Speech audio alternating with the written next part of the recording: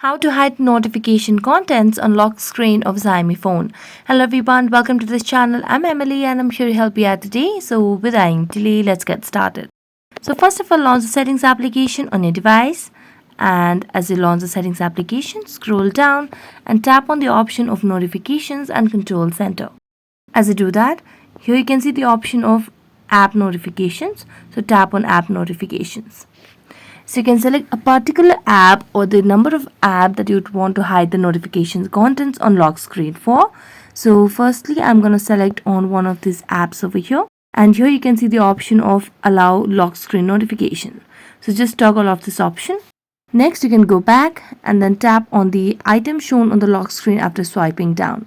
So here you can select whichever option. If not, you can just let it be, and that's how you can hide notification contents on lock screen of Xiaomi phone. So that's it. Thank you so much for watching this video. See you next time.